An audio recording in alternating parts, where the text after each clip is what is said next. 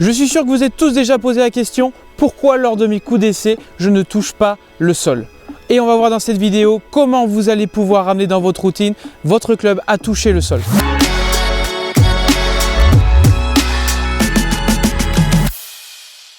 Très souvent quand vous faites vos essais, vous faites des petits essais qui des fois ne correspondent pas forcément à un travail effectif que vous devez faire sur le parcours. Et en plus de ça, vous ne touchez pas le sol à chaque fois, vous joueurs débutants et amateurs, vous vous retrouvez dans cette situation-là et vous avez envie de frapper la balle. Inconsciemment, vous ne permettez pas à votre cerveau, à votre conscience de dire touche le sol avec le club, et alors forcément vous allez risquer beaucoup plus de toper la balle, de rater votre mouvement parce que vous avez en routine, c'est-à-dire en mouvement avant de faire votre coup, fait mémoriser à votre corps le fait de ne pas toucher le sol. Et notre objectif aujourd'hui va être de faire comprendre l'inverse de ceci, c'est-à-dire faire toucher votre club en premier pour éviter justement que vous topiez. Au-delà de la technique, ce qui est important quand on est perdu sur les parcours, on ne sait plus quelle technique employer, on ne sait pas pourquoi on fait ce geste-là, pourquoi nos balles vont à droite, etc. Il y a une chose qui est fondamentale, c'est remettre le swing dans l'ordre, c'est-à-dire faire fonctionner tous les éléments de votre corps dans l'ordre. Et souvent, on est focalisé sur une chose parce qu'on veut bien le faire. Et le problème, c'est que lorsqu'on arrive au niveau de la frappe, on le fait justement trop bien, on se concentre trop là-dessus et on oublie les autres éléments qui doivent intervenir durant votre swing.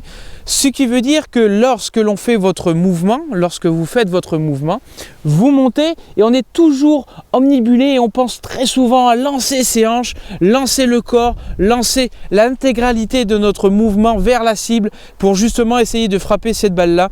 Et ce qu'on oublie souvent, c'est de replacer le club.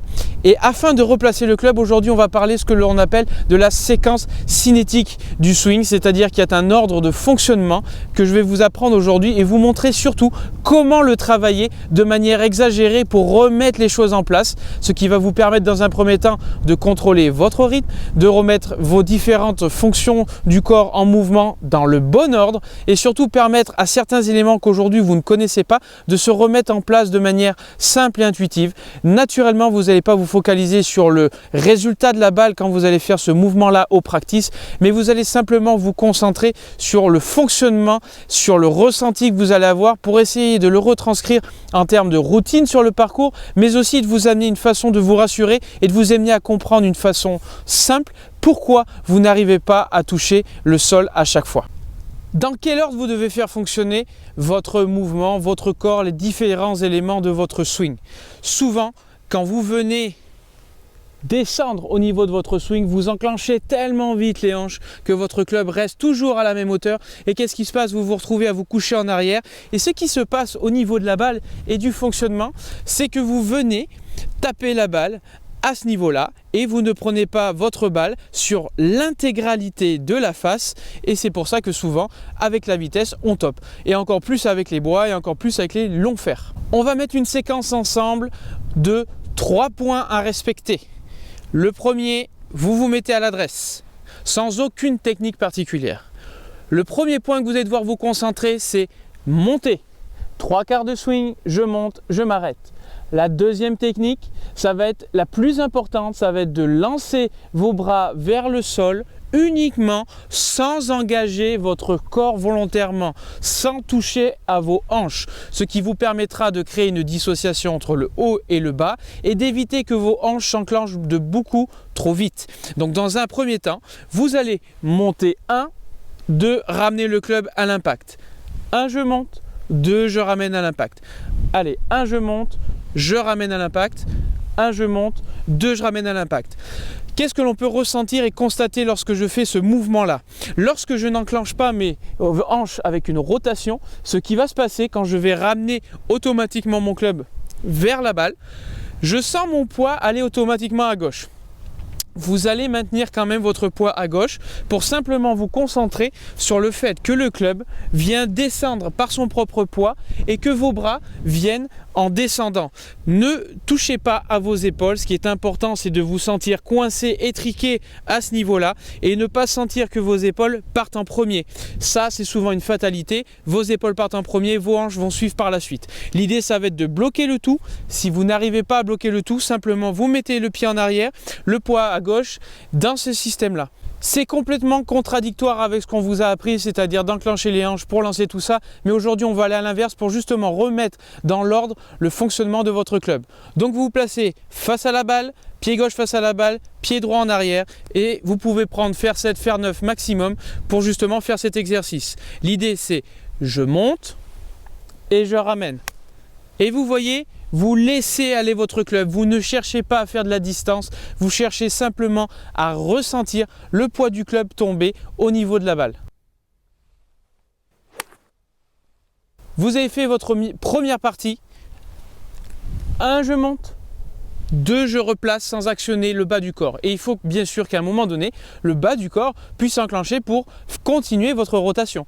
Donc maintenant, le mouvement, ça va être 1, je monte. 2, je place, je frappe, je laisse continuer mon club et 3, je tourne.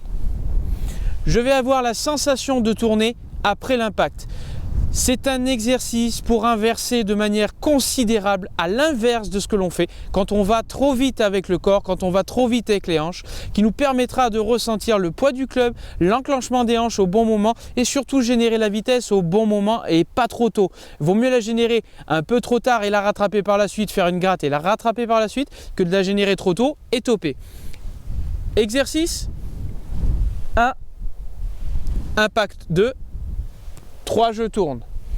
Ce qui est important, c'est de s'arrêter à l'impact. 1, 2, je m'arrête. Et 3, je l'enclenche. Quel est le constat que l'on doit faire quand on fait cet exercice? Vous allez beaucoup plus gratter. Pourquoi? Parce qu'on génère la vitesse de manière tardive. Notre idée aujourd'hui, c'était de toucher durant ma routine le sol parce que je ne le touche pas assez. Donc respectez cette séquence-là qui est de 1, monter. 2, ramener à l'impact. Sentez bien que votre poids est venu à gauche au moment où vous ramenez à l'impact. Je ramène à l'impact, je sens mon poids à gauche. Et une fois que je suis là, je sens mes hanches s'enclencher pour finir de tourner. Ça, c'est super important et vous allez remarquer que vous allez gratter volontairement. Pour éviter de gratter, vous allez au fur et à mesure que vous allez prendre le pli, vous allez prendre l'habitude, vous allez accélérer naturellement. Quand vous allez sentir le club ici, vous allez sentir que votre corps naturellement va s'accélérer par lui-même. C'est-à-dire que si je le fais à vitesse grand V, je laisse descendre et quand je laisse descendre, je sens que mon corps a envie d'accompagner le club, a envie de tourner au dernier moment pour justement laisser le club beaucoup plus toucher le sol. Si vous enclenchez beaucoup trop vite, souvent ça donnera ça. Si vous enclenchez plus tardivement, vous laissez le club se replacer, vous aurez un swing beaucoup plus équilibré, un finish beaucoup plus équilibré et une frappe de balle beaucoup plus consistante sur le club. Alors pour les plus téméraires, je vais vous donner un petit exercice bonus que j'aime bien, qui m'a permis aussi de comprendre comment la rotation va se faire à la fin. Vous allez rajouter un élément pour ceux qui le sentent et qui se sentent capables de synchroniser la totalité de l'exercice. C'est vous allez monter 1, vous allez ramener 2, vous allez tourner 3 et vous allez les mettre un pas en avant et continuer à avancer durant votre mouvement. Donc si vous synchronisez tout ça, vous allez sentir que vous allez beaucoup plus de l'avant que de partir de l'arrière. Donc on le fait ensemble. 1, 2, 3 et je pars en avant.